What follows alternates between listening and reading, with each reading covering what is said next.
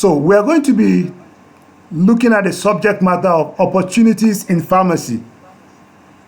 We will start really by asking a question: what is opportunity? So when we talk about opportunity, what does it mean?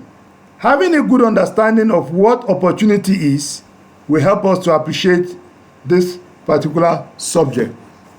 So, opportunity is a time or set of circumstances that makes it possible to do something. That's from the Oxford Dictionary. So, in this perspective, we can say there are two key issues here. First of all, is there is a time. So, for our PharmD program, we have a 6-year duration. So, whatever opportunity we are going to get has to come at the end of that time frame. The second thing is set of circumstances that make it possible to do something. The entire learning process for 6 years will confer on us a status that offers us certain circumstances that enable us to benefit from the opportunities that the pharmacy program has to offer. So two things to take away from this: there's a time frame, that's number one, and there are circumstances that make it possible to do something. And those two things are the time frame for the program and the curriculum that has to be undertaken. Again, we can look at opportunity from a second perspective.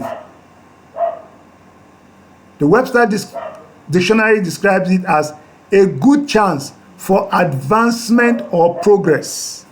A good chance for advancement or progress. Now, what does it mean? It means opportunity can be considered as something that enables you to be able to make progress or to be able to advance. With respect to pharmacy, it means opportunity talks about what you can do, where you can go, and the advancement you can make after you have attained the first two steps that is defined by time and defined by qualification. So, what can you do to advance after you have attained the minimum benchmark within the minimum time frame? So, let's have these two things at the back of our mind as we proceed. Now, opportunities can also be what you can do right away based on some certain conditions. Now, I'm just trying to really emphasize what I said earlier. Those two conditions are what will qualify you to PharmD. So, taking the circumstances as the time when you have attained the PharmD, we have two things that can be done: what you can do at that point in time and what you can later do to advance with that portfolio. So, basically, that is where we're going to kick off from.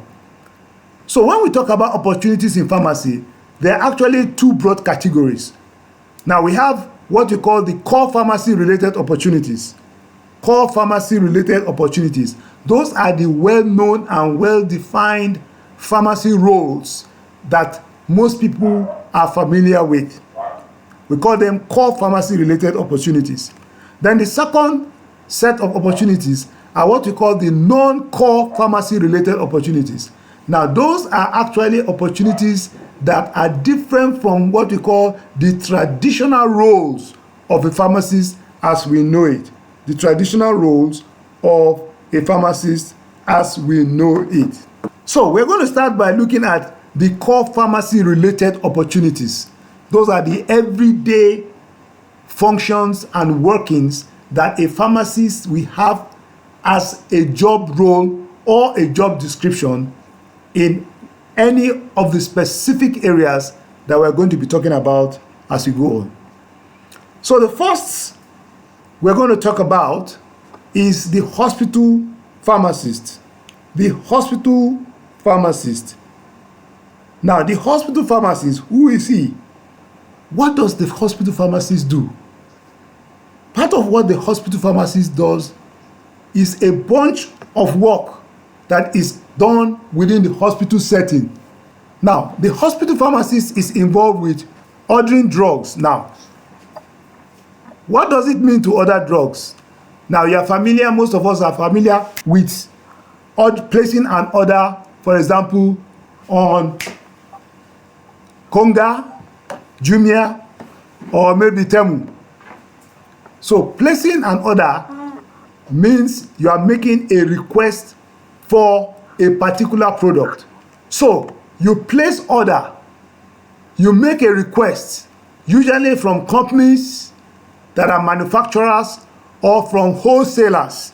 That's people who are into the business of procuring drugs in large wholesale quantity, and then the hospital pharmacist places order from them in order to be able to stock their own stores. So the hospital pharmacist is involved in placing these orders and now stocking his stores. So you have various types of stores in the hospital pharmacy, which we'll not be talking about now. You talk about them probably in a different course unit. So the stocking basically is about having the specific drugs. You have orders probably for different types of stores. You have what you call bulk stores, where drugs are put in large quantities, and you have active stores where drugs are put for immediate dispensing to the patients. Now, the hospital pharmacist is also charged with the responsibility of controlling drugs. In other words, the movement of drugs is controlled by the hospital pharmacist. So not anybody can just have access to drugs within the hospital setting. Drugs are controlled by the hospital pharmacist. So any drug you find within the hospital premise, it means it has to pass through the pharmacist and is documented. Now, the other thing the hospital pharmacist does is that he's involved in formulation of medicines. Now, for example, pediatric anti-tuberculosis drugs. What happens here is that the hospital pharmacist is going to compound. We call it compounding. So, for example, if you have a drug like rifampicin that is in a capsule form or in a tablet form, depending on the manufacturer, a pediatric patient cannot swallow that. So part of what the hospital pharmacist does is to compound it into a liquid formulation that the patient can take. Of course, the hospital pharmacist will also ensure that reasonable volumes contain the appropriate dose for the patient. Now, one of the things we know the hospital pharmacist for very much is dispensing of drugs. So what is it to dispense drug? Dispensing of drug basically involves taking a prescription, reading and interpreting it, and supplying the drug for the quantity of for the number of days, the quantity required, and the full dosage that is required by the patient. So the hospital pharmacist is responsible for drug dispensing. Prescriptions come from various parts of the hospital, whether they are inpatients, that is patients that are sleeping in the hospital, they call them inpatients, or outpatients, that's patients who visit the hospital. Now, hospital pharmacists are also involved in managing financial records. I spoke earlier about ordering of drugs and stocking of drugs. Now, when you have a drug supply, it means that drug supply has a has a monetary value.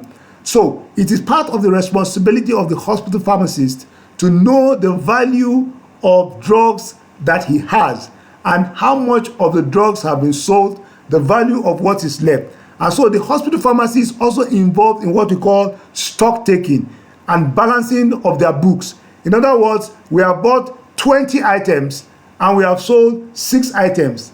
If we have 20 and 6, then if we have sold 6, we expect to have 14 remaining. So it's part of what the hospital pharmacist does, and also is able to tally the number of what has gone out and the amount of money that has come in.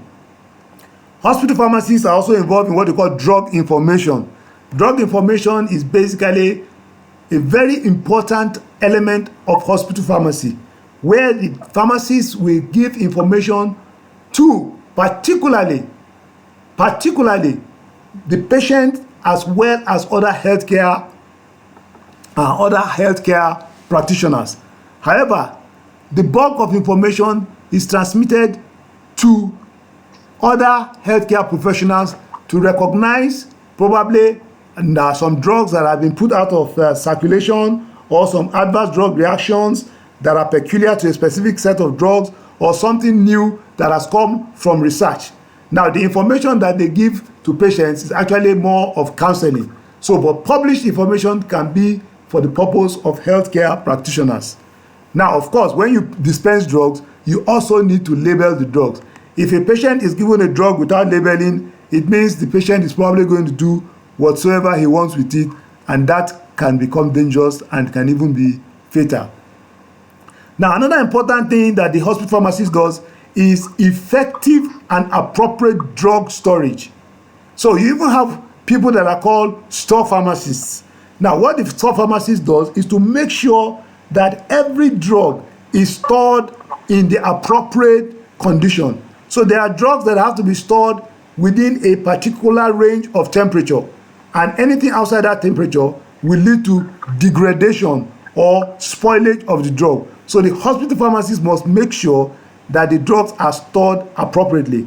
Most of the time, you have to have an air conditioning system to cool the drugs, because if they get heated up, then they are going to lose their form in terms of efficacy, and also they become toxic.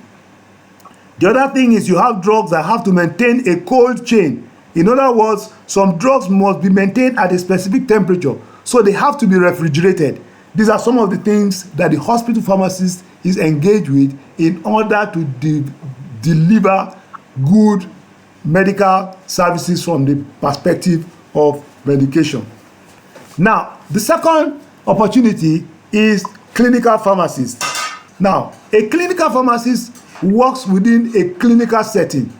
There's quite a lot that clinical pharmacists do, especially in the 21st century. But the core of clinical pharmacists is that they focus on collaborating with other healthcare professionals, and they are more concerned about the patient than the product. So if you notice, most of the things that we just discussed under the hospital pharmacist is so concerned about the drug, about stocking, about storage, about dispensing, about labeling. But the clinical pharmacist is more concerned about the patient. So we normally talk about more of patient orientation with regard to a clinical pharmacist. So when we talk about clinical pharmacists are usually so much concerned about the concept of what we call pharmaceutical care. Pharmaceutical care, that is the care that is offered to the patient with respect to trying to ensure that the patient gets the best drug under the most safe conditions that provide the optimum efficacy. So they are concerned about drug safety, efficacy, and the appropriateness of the medication. So clinical pharmacists focus on these things. Now, if you compare a hospital pharmacist with a clinical pharmacist, you already immediately see that there are differences. So the PharmD program that you are starting now is a more clinically oriented program, and so a lot of what we are going to be doing is going to be focused on the clinical aspect, which is the patient's care, rather than so much about the drug. Of course, you cannot practice pharmacy without the drug, but there has to be a balance between the drug and what the drug does in the patient, and how that can be done with maximum efficacy, minimum toxicity, and appropriateness. Now, the third thing we are going to talk about, another opportunity in pharmacy, is what we call retail or community pharmacies. Now, a retail or a community pharmacist is one that operates a retail medical store or a retail pharmacy. Most people call it community pharmacists. Now, and the retail pharmacist or the community pharmacist is the one that most people are familiar with. So when you hear people say, I'm going to the pharmacy shop, basically, they are going to a retail pharmacy outlet. Now, let's not confuse a pharmacy outlet with a patent medicine store. The retail pharmacists actually operate a retail pharmacy, which means they are selling medicine to individuals rather than selling medicines to organizations or to hospitals or someone who is going to use it on a broad scale, because he's not going to be giving it to individual patients. So that's one important thing about the retail pharmacy. Now, the retail pharmacist is usually responsible for filling out patients' prescription.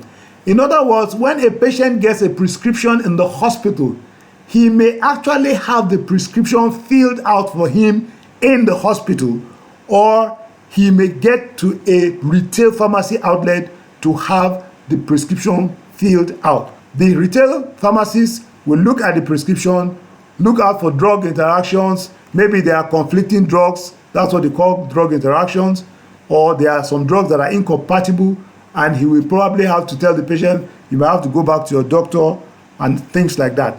So the retail pharmacist actually combines two things. He's offering a pharmaceutical service, but is also a business. So that is a key thing you must understand. He's offering a service and also doing a business. So sometimes the retail pharmacy is also involved in compounding drugs. For example, for children, sometimes they have to use maybe vitamin C syrup or vitamin B complex syrup to formulate some drugs and sweeten it for the children to be able to take. So certain drugs that are not available directly as a pediatric formulation or a pediatric dosage through which they can take it, the community pharmacist can do that. The community pharmacist can also and actually gives counsel on drugs. So when the patient comes to the community or retail pharmacy, the patient doesn't just ordinarily hand him the drug.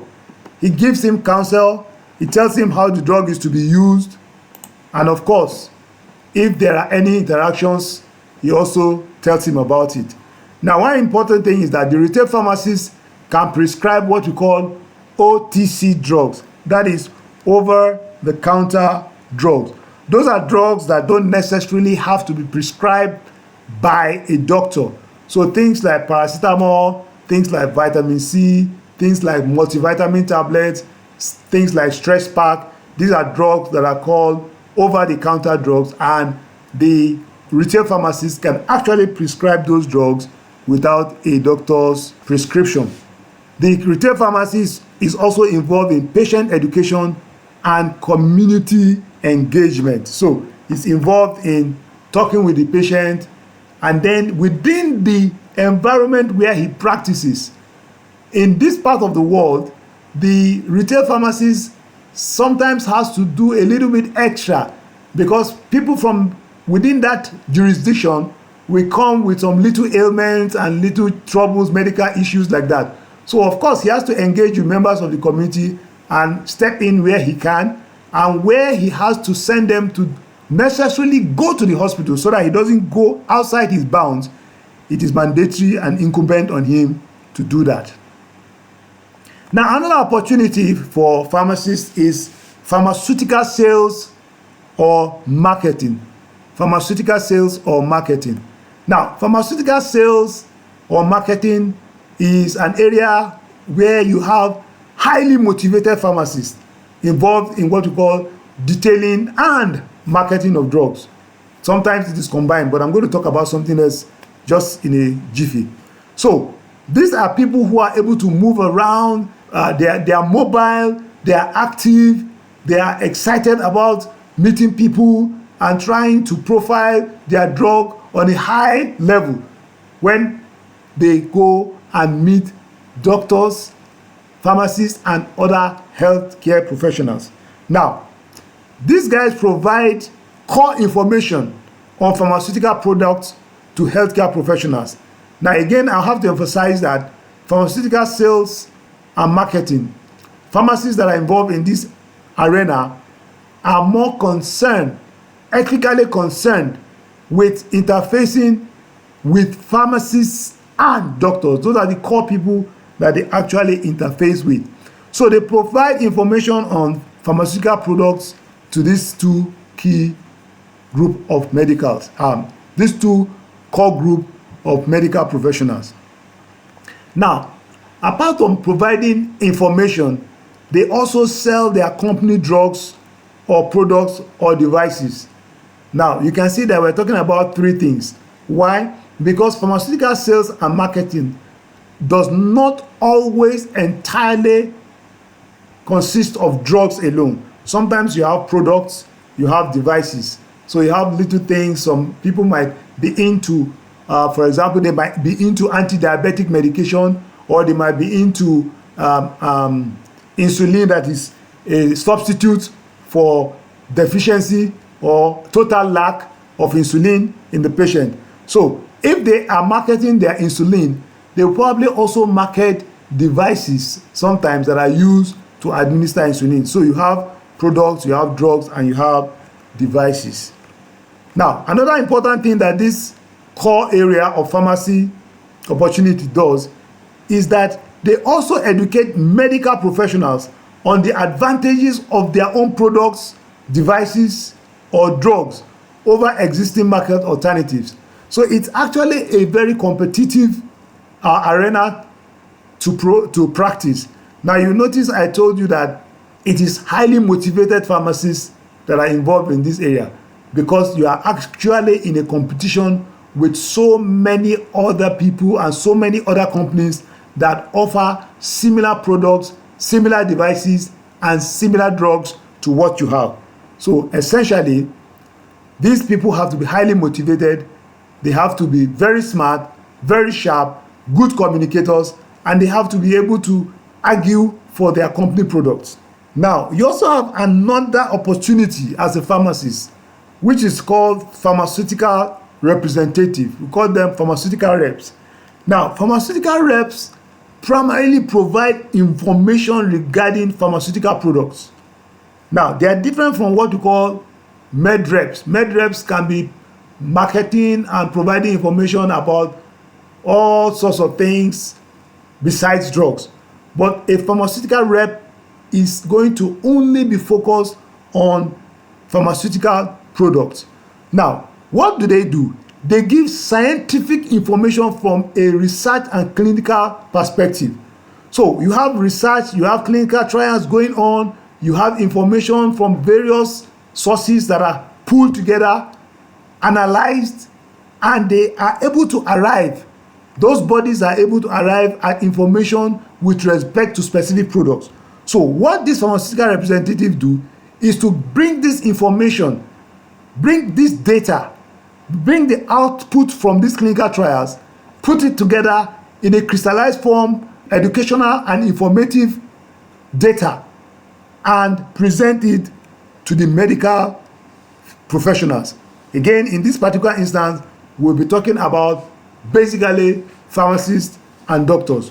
So they are more focused on providing what we call rational, evidence-based data in support of use of their pharmaceutical product. In other words, any information that they are sharing in their presentations is based on research findings. It's not just empirical information, something that I'm not sure. No, they are bringing out information that has been tested, that has been tried from clinical trials and other clinical studies. These pharmaceutical representatives typically do not market drug products like the marketers do. So they actually create the market for the marketers. Now, the pharmaceutical representatives, because they have to share information, they usually organize clinical meetings. Again, this is mostly with doctors and pharmacists. Another opportunity is what we call R&D pharmacist. Now, the R&D pharmacist works in a company, not just any type of company, but companies that are involved in research and development. So when we talk about R&D pharmacists, we are talking about pharmacists involved in research and development. Again, this is something you are probably going to do in a much later year in the program. Before a drug gets to the market, a lot of research takes place. It means we have to start from somewhere before we get to the market. Where is that somewhere that we have to start from?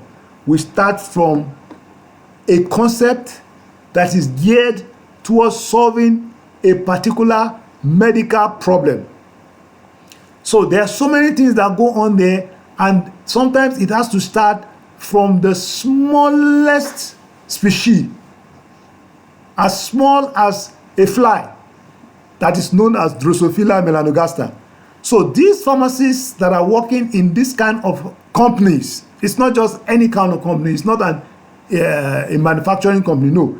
They have to be involved in finding medical cure to existing diseases, or looking for cure to diseases that have no cure.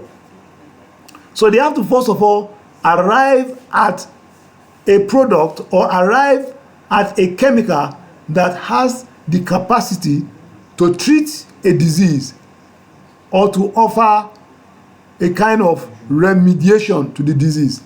Now, when they find a molecule that can do that, that molecule now has to go through a long process, in the process of what you call drug development, to be able to finally arrive on the shelf as what you know as a drug today.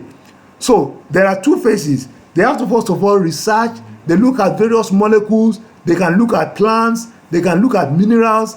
They can look at all sorts of things, trying to find out if they can get a molecule that is going to provide a cure to a disease. Now, when they get that molecule, they have to try to develop it into a form that is available as a dosage form for patients.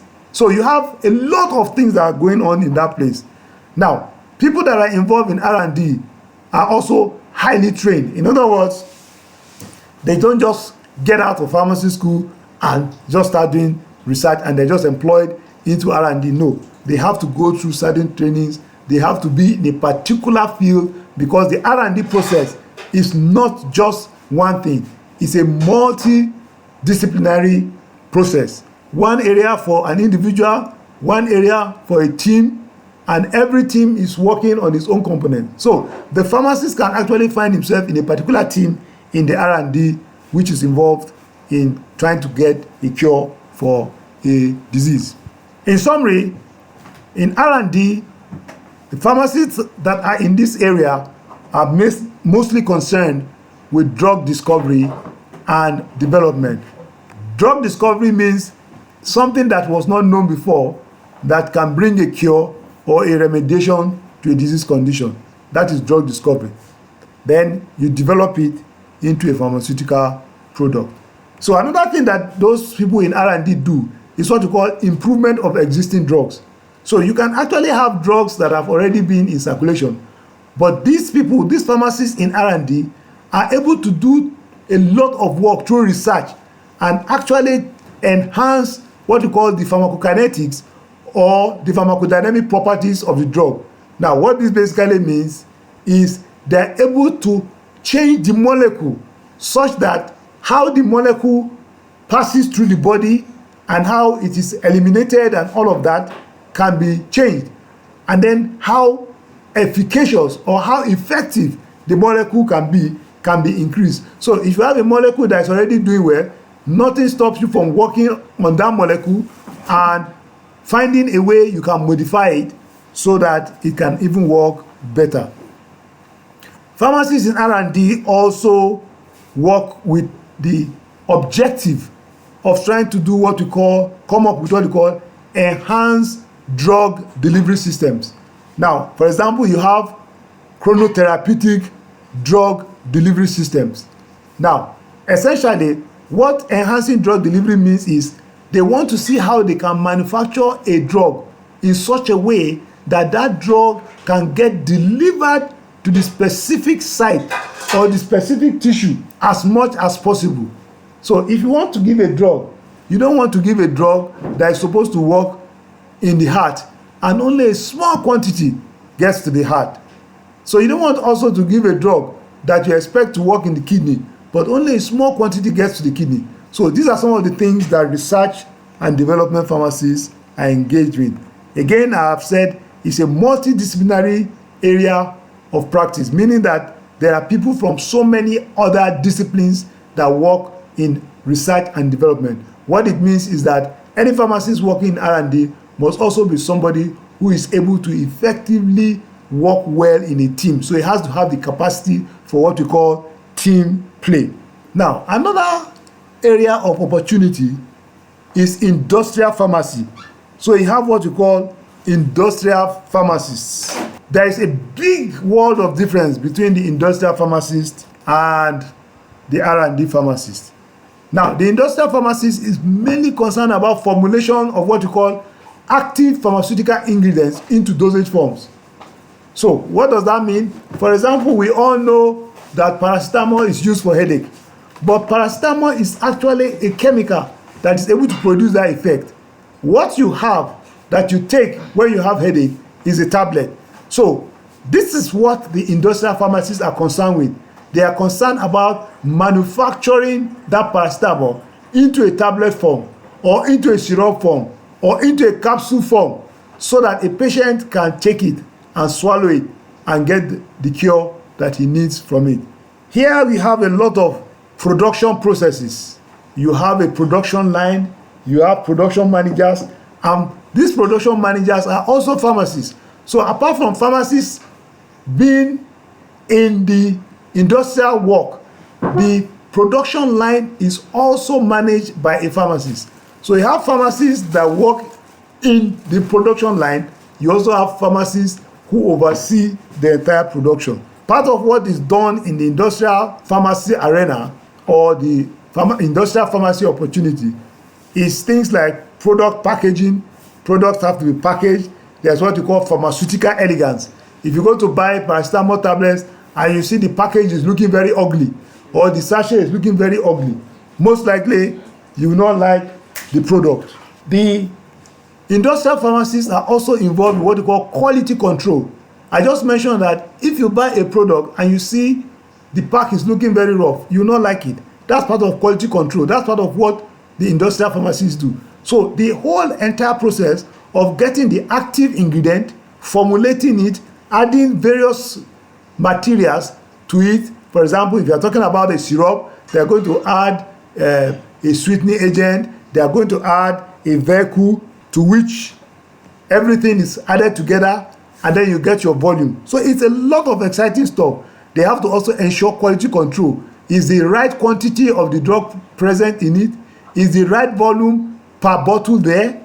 If it's a tablet, is the right quantity in the tablet? Is the tablet pharmaceutically elegant enough? So all of these are the kind of things that happen in the industrial pharmacy zone. You have other opportunities again, which I'm going to be talking about now. Now, you have what you call the regulatory aspect of pharmacy. All of us have heard of the FDA in the United States, Food and Drug Administration. We also have a regulatory body in Nigeria called NAFDAC, National Agency for Food, Drug and Administration Control. Now, they are involved in trying to make sure that the quality of the products we have in the market meets with certain minimum standards. All this issue of fake drug, all this issue of drugs without NAFDAC number, or drugs that don't have the permission to be in the country, or drugs that have been brought in illegally, or drugs that we know have not met minimum standard, is part of what NAFDAC does. NAFDAC also gives approval for any drug to be imported into the country. NAFDAC also ensures that the quality of all the drugs that are in the country are also safe for human consumption.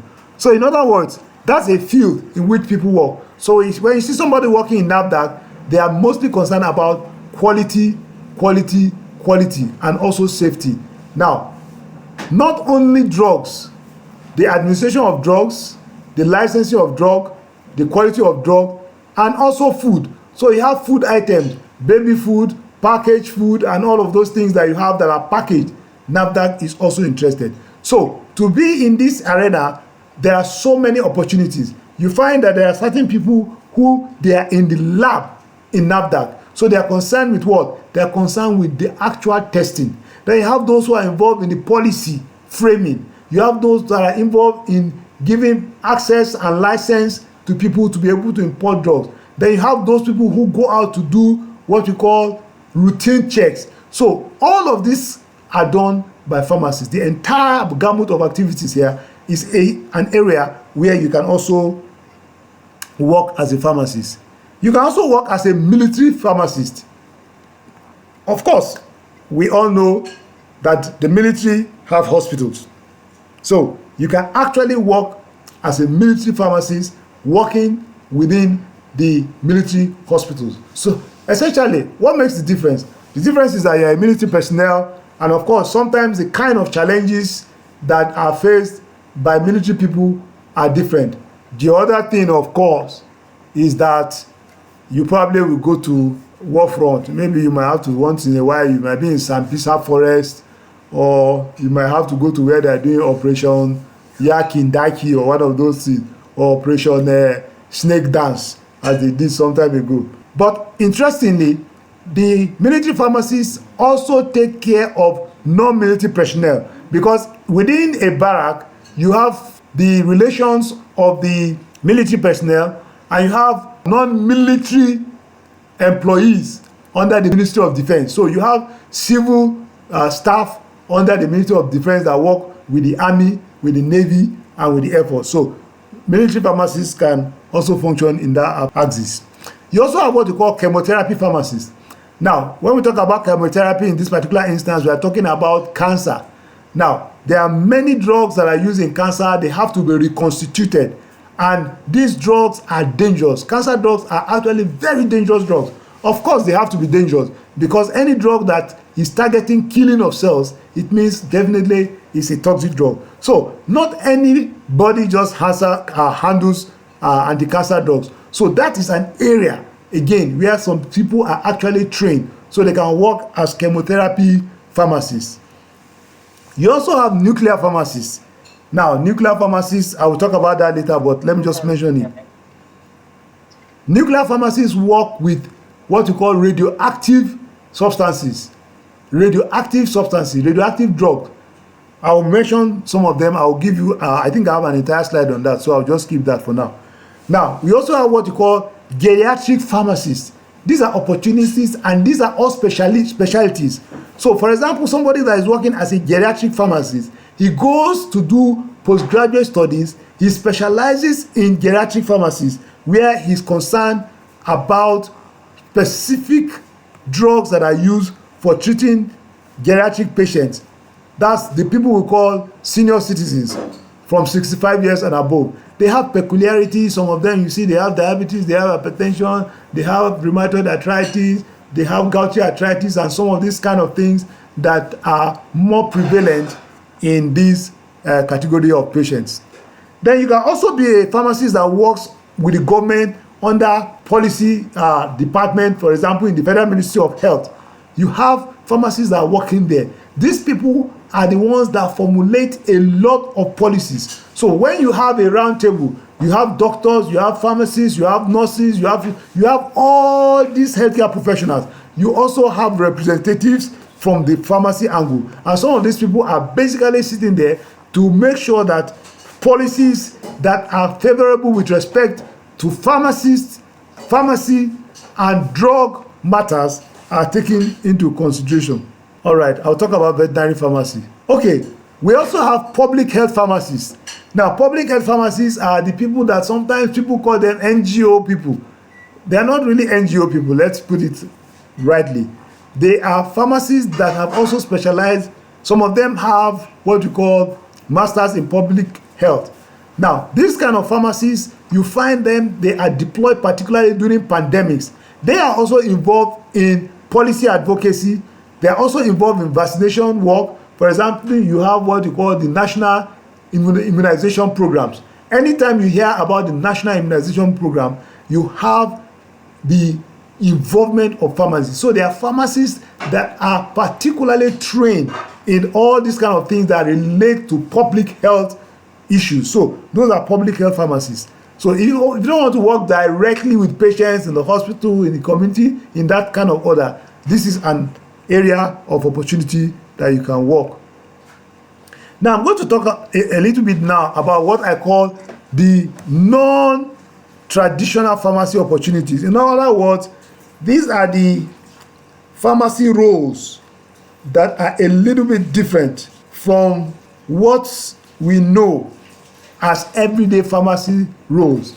Now, when you ordinarily hear a pharmacist, the first thing that jumps into our mind, all of us, including myself, is a pharmacist in the hospital or a pharmacy in a retail pharmacy shop, which we call the community pharmacy. So you have retail pharmacy shop, you have community pharmacies. I've told you that they are basically the same thing. Pharmacists that find in the community, they have a pharmacy shop or they have a pharmacy.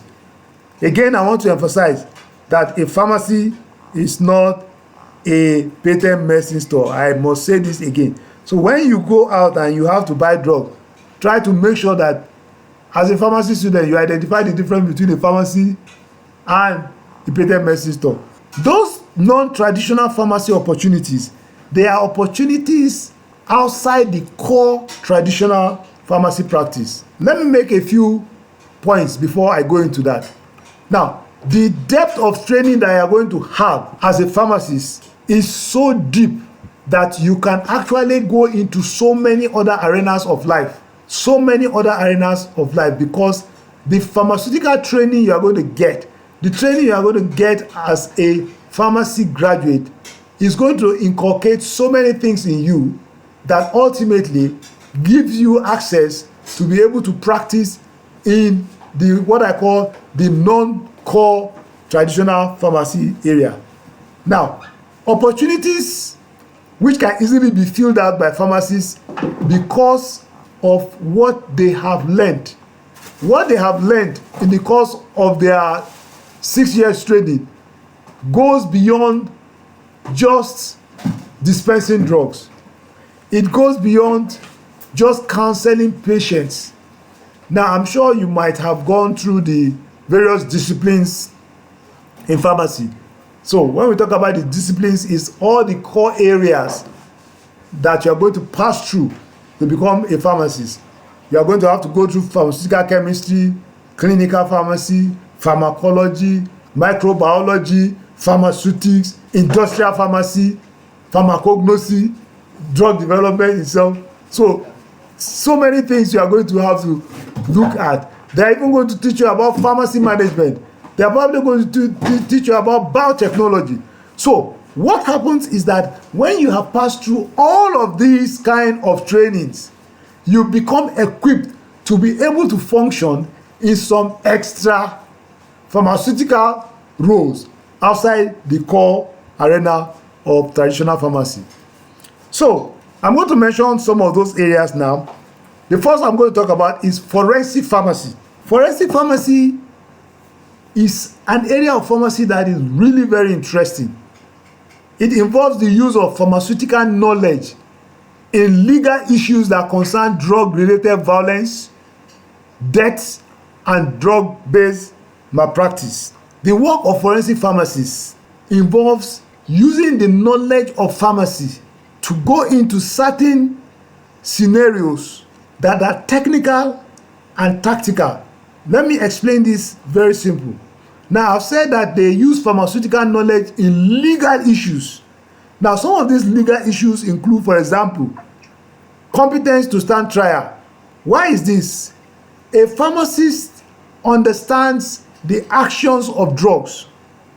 So when a patient or when an individual has probably found himself in a situation where he has to give testimony, an individual may claim to be on some drugs, and because of this drug, he's not in himself. So he is probably going to be saying things that he doesn't intend to say, or his sense of clarity is distorted. Now, a forensic pharmacist is going to be able to provide evidence in the court to say that from the knowledge we have about this drug that this individual is taking, this particular drug, yes, it may be able to cause a distortion of some sort, but maybe the distortion is not significant enough to affect his memory or to affect his thought process. So he's okay to stand trial. On the other hand, it may be that the drug he has been taking, and for the duration for which he has taken it, is going to alter his mood, is going to alter his thought.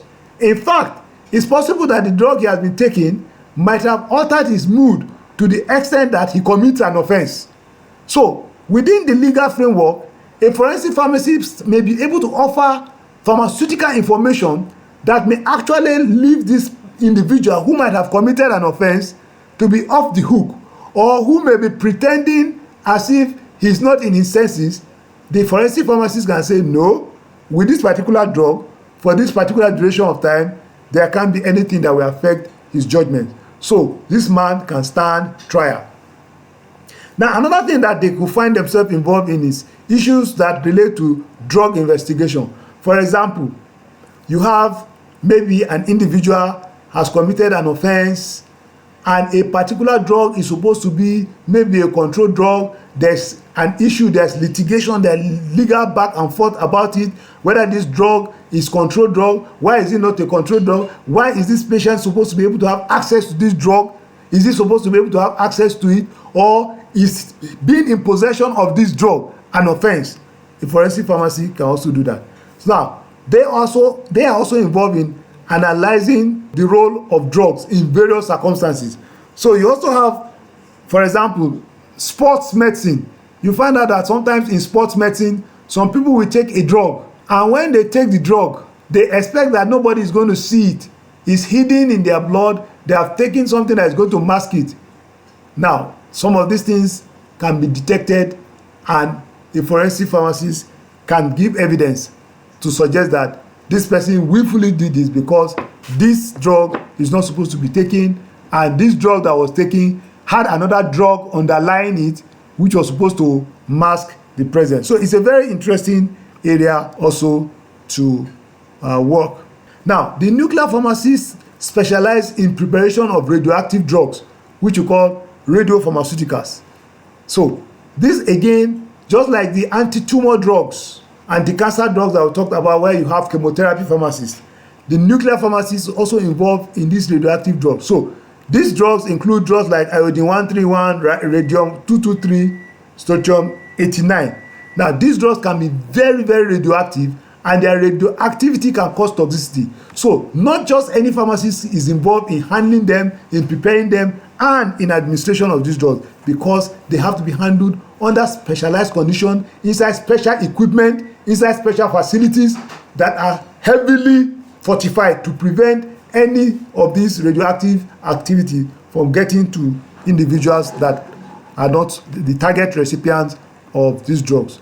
So some other radioactive materials may also be used for imagery.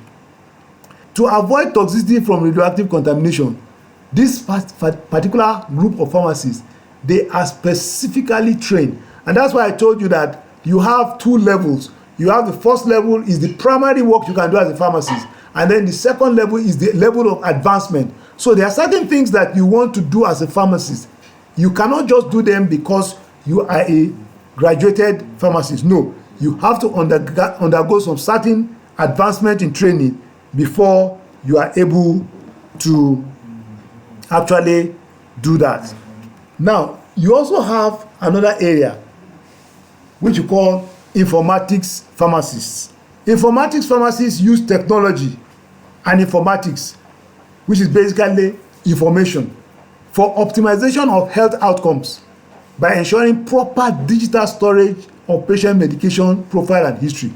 So today we are in a digital age. So many things that we used to do in the past involve us writing things, documenting them on paper, putting them in files.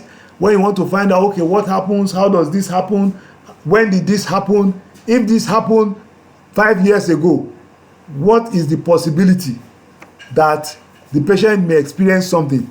Now, what the pharmacists in informatics do is basically using a strong knowledge of information technology to solve medication issues. Now, it's very easy to actually come up with what we call algorithms. We are all used to the concept of algorithms.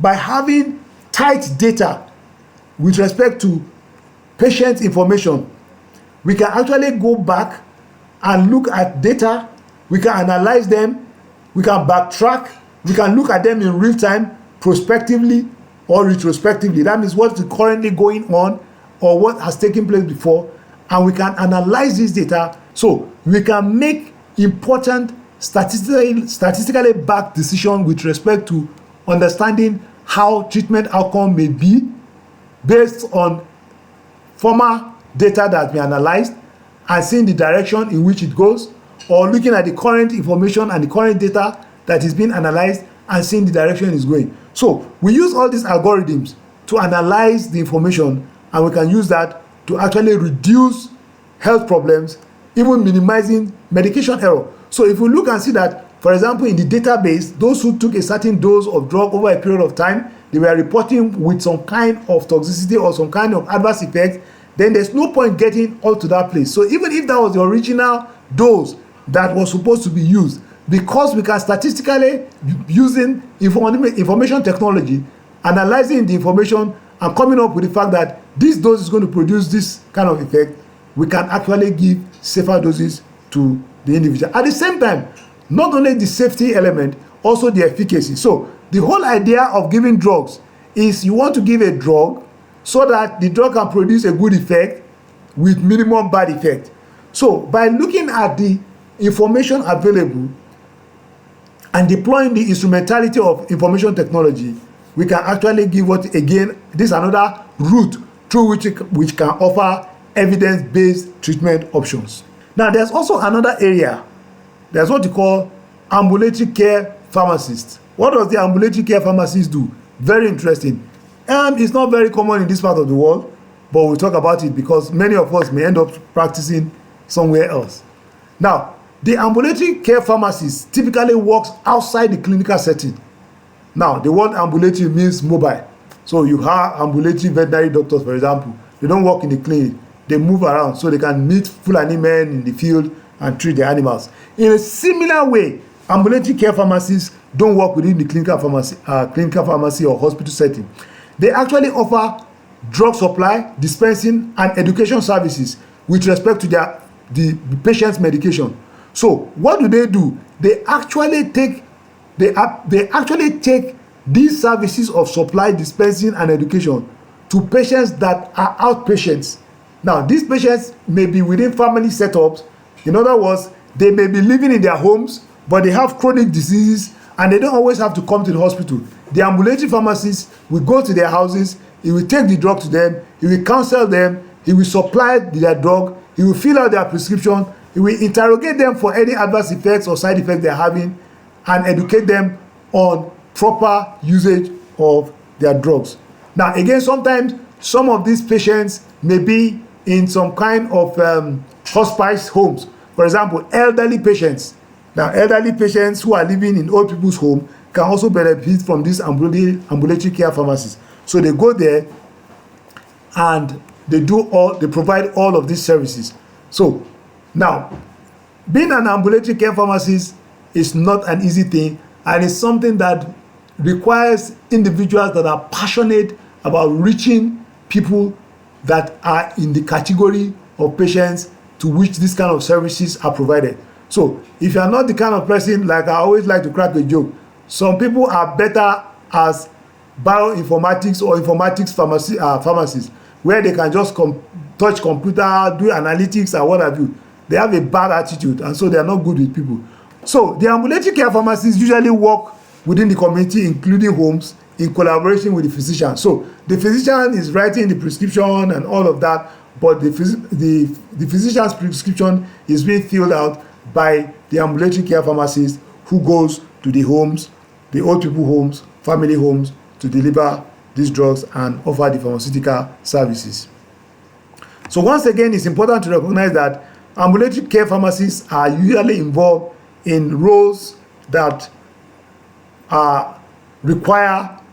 in diseases that are chronic. So you have things like diabetes, hypertension. Some patients have disorders of lipid that are very severe, and they need this kind of follow-up. There are other areas of pharmacy practice that, because you have passed through pharmacy, remember I talked about non-core traditional pharmacy practice areas. Some of these areas are basically a function of what you will learn in the pharmacy school. Again, some of these areas are also a function of some of the exposures that you will have outside of pharmacy school, and I will explain this. Now, you have marketing opportunities. Now, part of what we have discussed earlier is the subject of medical representatives and sales, pharmaceutical sales and marketing. Now, by the time somebody learns how to market a drug product effectively in a competitive market, so you are selling paracetamol, you are not the only one that's selling paracetamol. There are so many companies that are selling paracetamol. So to get your paracetamol to be one of the brands that people cherish and would rather have as their first choice, there's a lot of work that you have to do. So you are already trained in the art of communication. You are trained in the act of presentation. You are trained in the act of argument, because you are trying to argue for your product. And then you are able to do effective comparative analysis between your product and the product of other people. It's really like you are in a court of law. So that kind of mindset also enables you to be able to transverse other areas of marketing. So you have many pharmacists today that are actually working in the marketing department of MTN, of Glo and Airtel, because of the marketing skills that they have learned. Now, part of what you are going to learn in this course, you are going to do entrepreneurship, you are going to do pharmacy management, and some other things in that direction.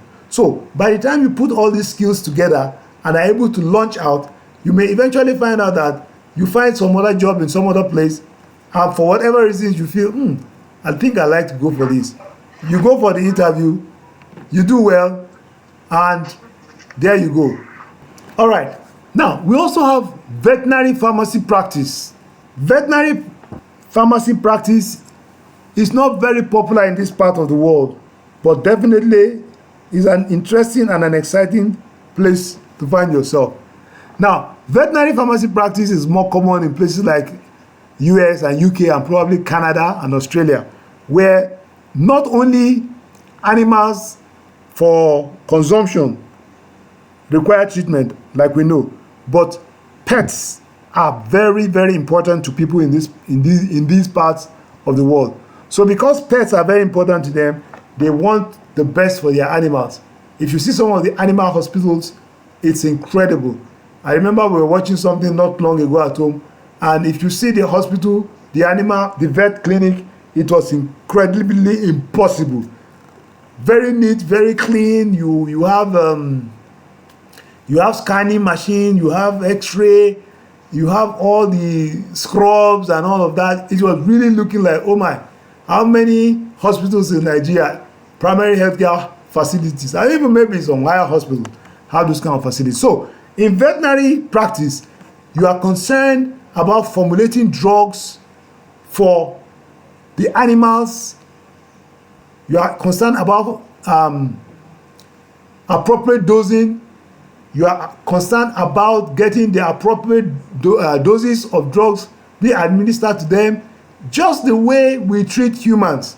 That's the way it is in the veterinary practice. The difference between the regular pharmacist and the veterinary pharmacist is that he shifts his focus to animals, and by the time he actually goes there, he also can have specialization in some particular things. So you have small animals, you have large animals, you have ruminants and all kinds of things. So you can have a veterinary pharmacist who is more concerned about ruminants, things like goats and sheep and stuff like that. So it's also very exciting. Everything that concerns animals is what is of prime importance to people in this category, whether it is the formulation, like I said, whether it is the dosing, whether it is the drug interaction, whether it is the storage, whether it is the supply chain. All of that is what concerns the veterinary pharmacists. Then you have what you call aerospace pharmacists. Aerospace pharmacists are pharmacists who are concerned with pharmaceutical drugs and pharmaceutical intervention for people in space and how the drugs are going to work. Now, let me just tell you this straight away. You remember in your physics, gravity. So as you pull away from the earth, you are moving away from gravity until you get to the place where man becomes weightless. Now, it's interesting to note that the way our biological system works while we are here on the ground is different from how our biological system works when we are in space. And because of that, you have what you call aerospace pharmacists. These guys are concerned about getting the best outcome for an individual while in space. I hope you know that these people that go, for example, to the International Space Station in up there, sometimes they spend 6 months. Now, being there does not mean that they will not have some challenges. They may have some challenges. So these guys are concerned about how do we simulate the conditions of space and how do we ensure the best treatment for this patient. For example, the duration of time is going to take for food to digest while we are here. It's not the same thing over there. So pharmacokinetics and all kinds of things that we will be looking at while we are here on Earth.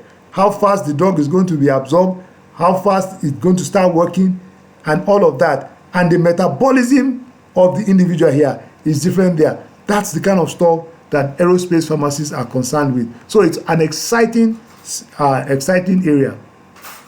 Then you have drug information pharmacists. I'm not going to talk so much about that. Their job is more specialized. Of course, when you are in a hospital pharmacy situation, you offer drug information. But drug information pharmacists, that's all they do. They are not working with patients. They are not working in hospitals. They're just concerned with drug information. Now, it's a little bit different from academic writer, and I'll talk about that. The medical writer is another pharmacist who, what he does is just to write. They write about drugs. They write about the toxicity of drugs. They write about research outcomes from drugs, drug research outcomes. They write about clinical research outcomes. They provide leaflets and information for medical professionals. They also prepare documentation for continuing medical education. They are also involved even in writing manuscripts for some organizations. So what they are simply doing is they are turning their entire pharmacy career into communicating pharmacy in written form. They are not doing anything that has to do with patients. So it's a kind of communication aspect of pharmacy that an individual can actually specialize in. Now, for example, in Nigeria, we used to have, I think we still have it, there used to be a very famous publication. It used to be called Pharma News. I think it's still alive. Now, that Pharma News is owned by a pharmacist.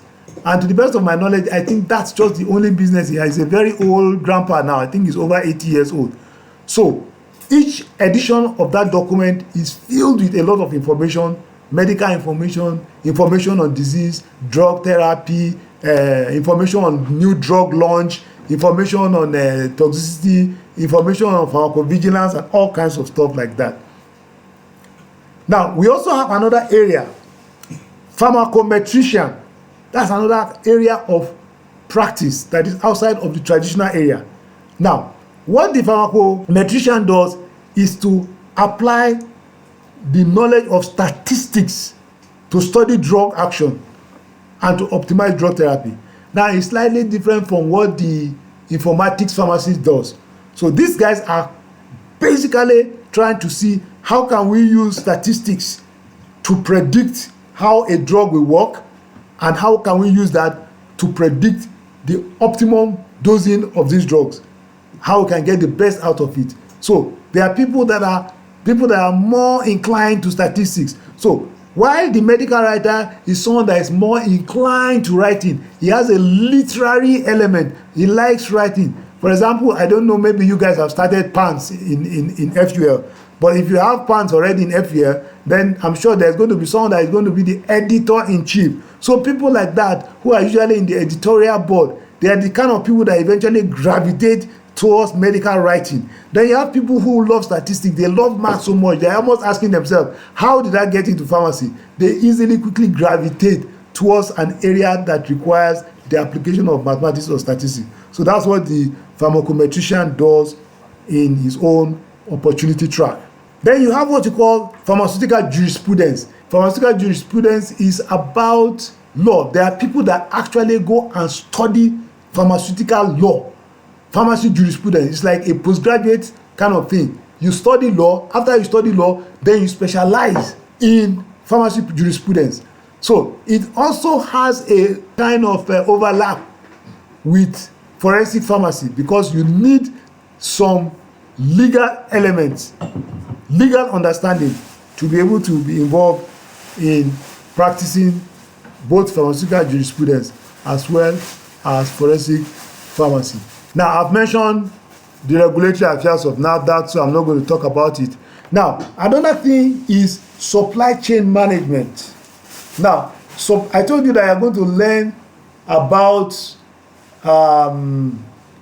marketing, you're going to learn management, you're going to learn entrepreneurship.